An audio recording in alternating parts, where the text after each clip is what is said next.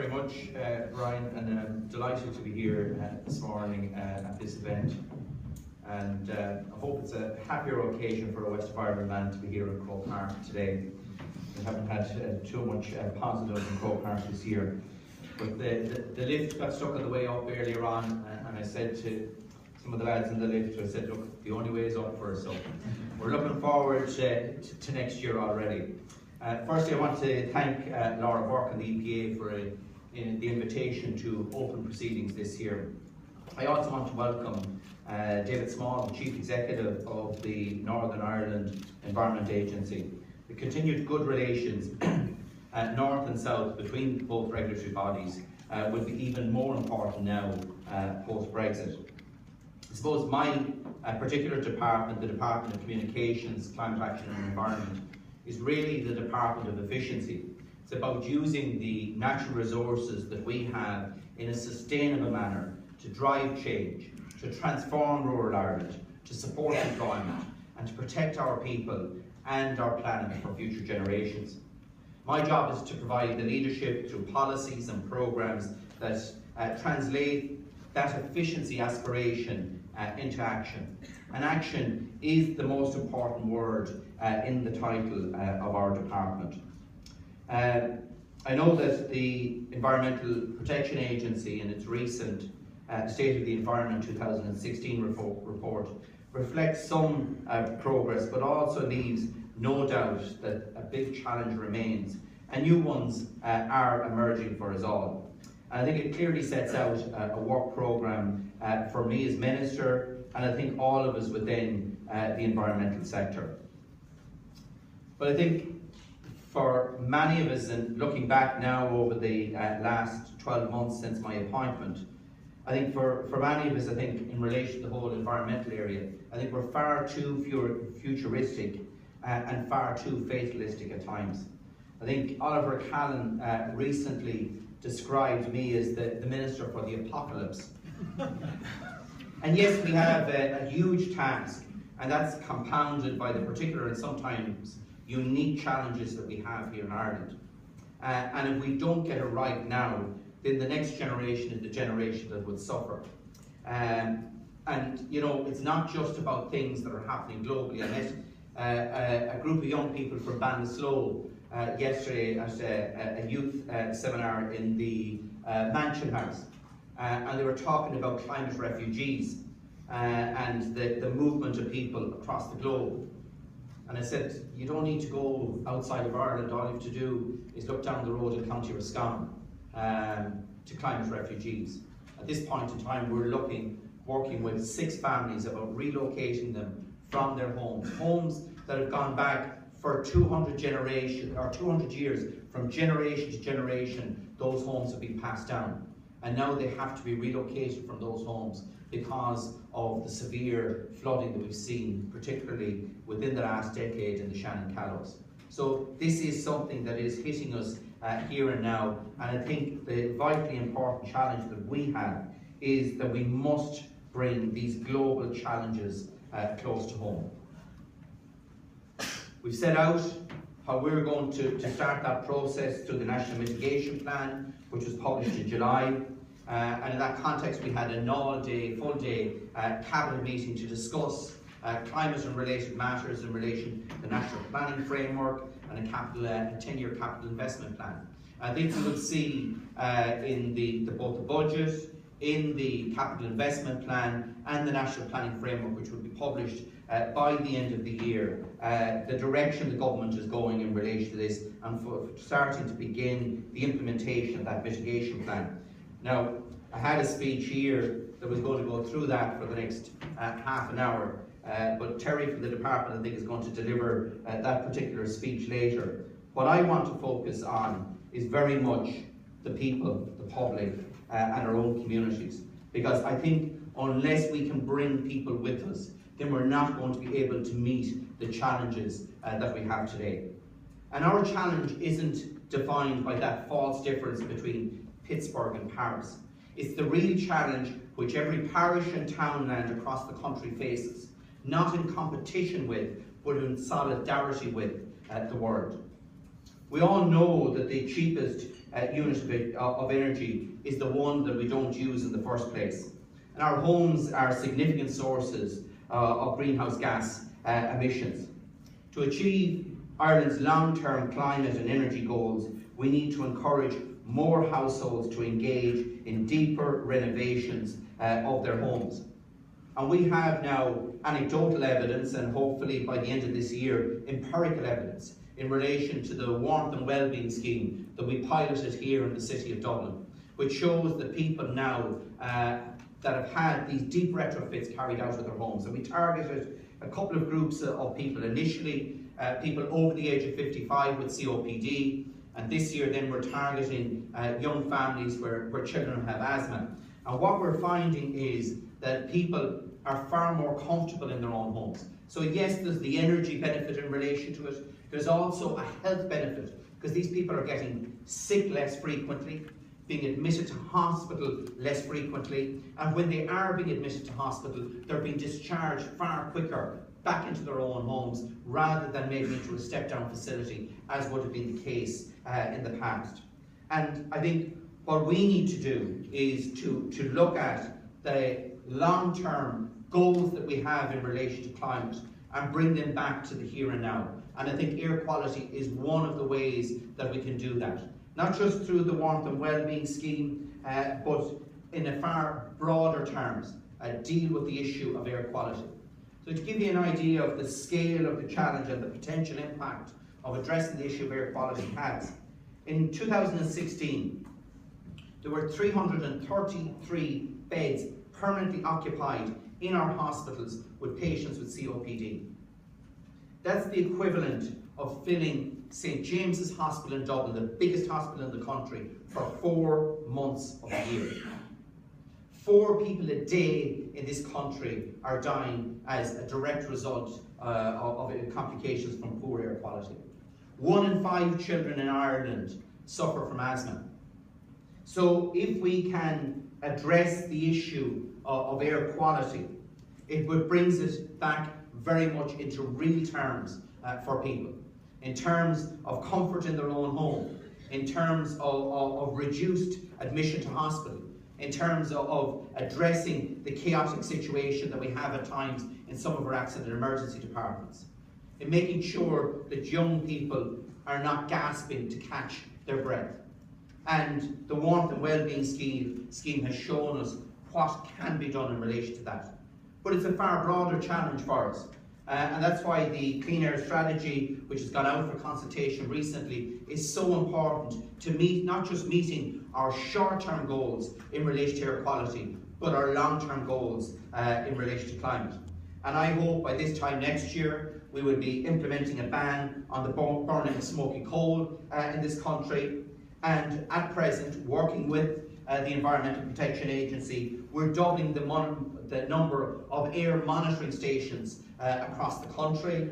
They will be all linked up online and live, so people can actually look and see what the situation is in their own community. And I know Laura is going to talk a bit about how we can link that up with schools across the country as well.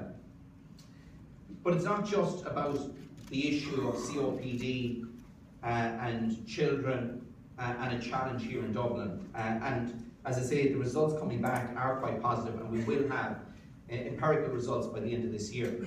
But look, I come from a rural constituency. I come from the most rural constituency in the country. And solid fuel and turf in particular is the backbone of the heating system in many homes across provincial towns and rural Ireland in particular. In fact, in County Offaly, under the last census figures, 1 in 5 homes, their only source of heating is solid fuel. And that is a huge challenge that we need to address. So I'm currently finalising plans for a grant support scheme to cover a deep energy efficiency upgrade in those homes, targeting solid fuel homes in the Midlands. In practical terms, it will mean investment in external wall insulation, windows, doors and heat pumps. And those that are in energy poverty will benefit from a higher rate of grant. So we're taking the theory and looking at putting it in practice on the ground. And it will not only deal with that, but also deal with a growing problem that we have in relation to air quality in provincial towns as well.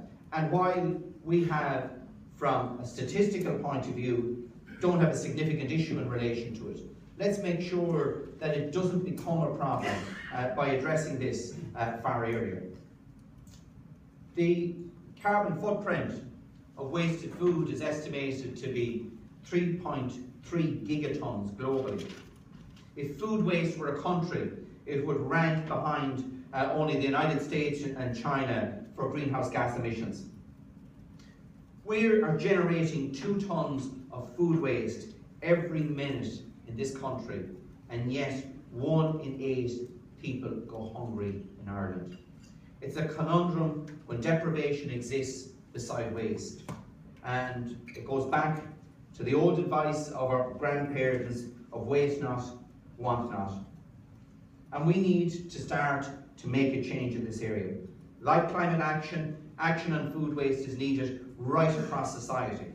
If we don't grow too much of the wrong thing, or supermarkets don't super discount vegetables, and that wasn't me that broke that, you know, we always pass the buck on that it's someone else's problem.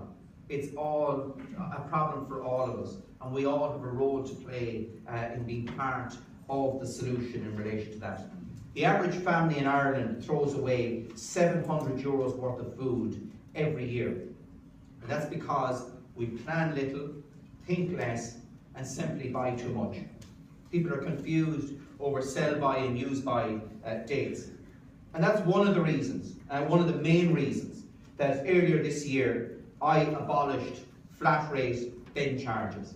Because I want people to start to think about what they're buying, and more importantly, what they're throwing out. We've already run a very effective consumer campaign to try and encourage people to think about putting food waste into the food bin, but also to think about what they're actually throwing in to that food bin. Is there a way of minimising that in the first instance? And it has been quite successful, and this is something that's going to continue to run, and we're now rolling out brown bins to every single community across the country with a population greater than 500 people. And I think that, in tandem with the work that we're doing in relation to the abolition of the flat rate bin charge, will get people to reduce waste going into landfill, encourage them to use the brown bins, but hopefully reduce the overall scale of food waste as well. In March, I also established Ireland's first ever action group on wasted food in the retail sector, which includes representatives of all the leading supermarkets. And the markets themselves are indispensable in our modern, busy lives, but they also have a huge role in influencing the purchasing and marketing of products. And because of that, they have a responsibility. And I would expect the industry not just to tick the box in relation to corporate social responsibility, but to act upon that. And I'm looking forward to seeing real actions being delivered that drive efficiency and sustainability in this area. And again, what we're talking about here is taking the far bigger challenge in relation to climate and applying it at a local level in practical terms in the day-to-day lives of people. Another frustrating aspect of the environment for me, and particularly someone from rural Ireland, is the issue of illegal dumping. And I personally believe that it's both economic and environmental treason. It undermines our tourism industry, it's a blight on our communities, it undermines pride of place in our own areas. And money alone will not solve the litter problem. We have to have behavioural change and personal responsibility. Earlier this year, I launched a major anti-illegal dumping crackdown using covert surveillance, smart technology, aerial imagery from drones and satellites to try and stop the problem and catch those that are responsible for it. In tandem with that, we're introducing new compliance schemes. End-of-life vehicles scheme has already been introduced earlier this year. On Saturday next, the new regulations that come into effect which places a reporting obligation on tyre operators to provide data on the number of tyres coming on and off the market. Already this year, we have collected up over 750,000 tyres in tyre mountains around the country. We're working with the IFA to assist them in removing unnecessary tyres that have built up on farms over previous farm practices with silage pits, and we are going to put the resources in place to actually enforce the new management regime for our tyres, because consumers and the public were paying for the recycling of tyres, and yet they were ending up in sheds and in fields across this country in tyre mountains. That to me is unacceptable. People should not have to pay on the double for the same thing. So again, it's about resource efficiency, managing the resources that we have, encouraging people to avoid it in the first place, to reduce it and reuse it. And waste efficiency, again, is an effective way of dealing with climate action. It's economically smarter, and it is a way of taking the global challenge right down to the local level. One that has seemed to have caught the imagination of the public in recent months is the issue of marine plastics and microplastics. And just to update you, I know that I spoke about it here this time last year in relation to the environmental challenge that we have in relation to microbeads. At that stage, I'd just come back from the OECD Ministerial Council in Paris, where I pushed this particular issue.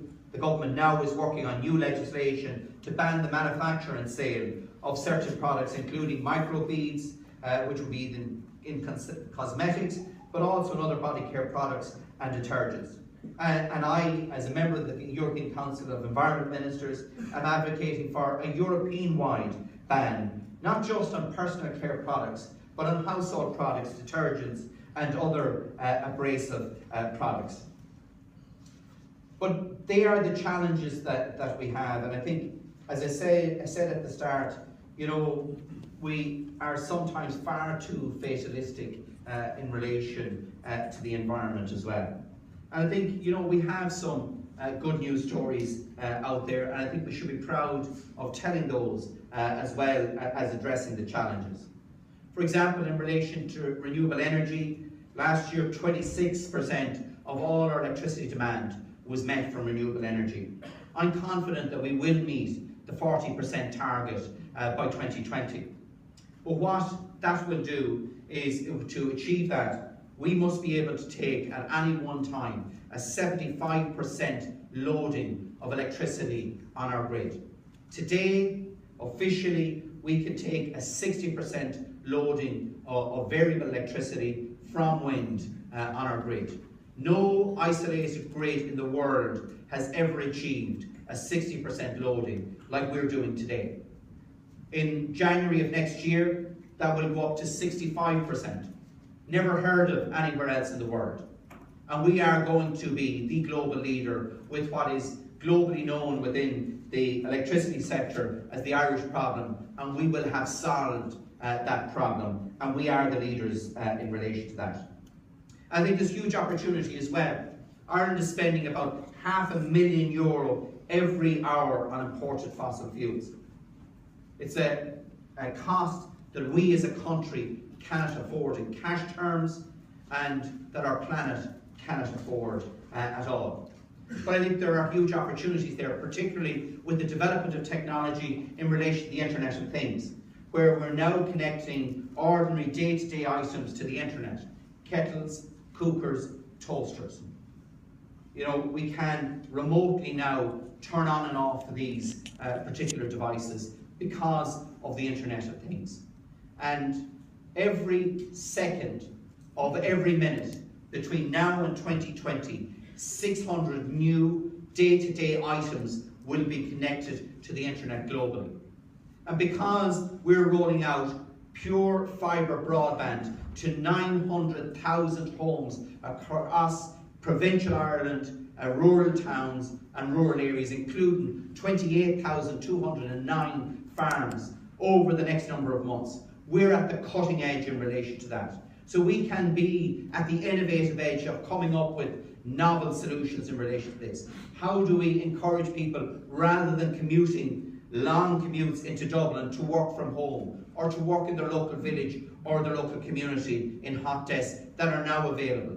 Every single village, or the 90%, 95% of villages in Ireland, by the 1st of January 2019 will have pure fibre, high-speed broadband in that village that can be connected up to the local community centre to ensure that people can work in their own local parish rather than commuting long distances. And I think there are huge opportunities now with regard to that. On the renewable sector, we have now established a new semi-state entity called Renewable Bioenergy to drive forward in relation to the renewable heat incentive scheme, drive forward the whole biomass sector in this country, and drive it forward not just in a sustainable manner, but also to minimise the impact on air quality, particularly in relation to particulate matter. We have globally now the biggest genotyping of a beef herd in the world has taken place in Ireland. 1 million beef animals have now been genotyped. That gives us a huge opportunity to develop new breeding regimes that can have a significant impact on emissions. Again, the first ones in the world to do that. And as I was talking to Laura Burke earlier, and I want to compliment the EPA on this, the initiative that the EPA has taken along with the IFA in relation to smart farming, where the results will come out next month, and will show that there has been a significant increase in the savings that farmers can make on farm by having a more sustainable, energy efficient operation. And I think that will be a positive development for greater cooperation. Just finally, I want to flag the climate adaptation consultation document that is out for public consultation at the moment, the National Adaptation Framework document. And I would encourage you to input into that. And I would encourage you not just to look at this to address the challenges that we have in our cities and towns. And I made this point to my own environmental colleagues at the last European Council meeting. But there is no point pushing floodwaters out of our villages and towns unless we also address the impact that that's going to have in our rural communities as well. So look, our environment is complex and it is fragile. But I think there are some very good initiatives beginning to develop here in Ireland. I think we need to grasp those, and we need to see how we can develop and expand those. And I think we need to take the global climate challenge that we have, bring it down to a national level, but more importantly, bring it down to a local community level and bring it down to the here and now that people understand. So we need, as a community, as an environmental community, to reimagine how we think. And my challenge to each and every one of you is to take that on board. See how you can take what's discussed here today and bring it back to your own local community, your own peers in your local community. Get them on board. Let us all work together to meet this challenge as a community, as a country, and be the global leaders in leading it on behalf of everyone. Garamila Mahalo.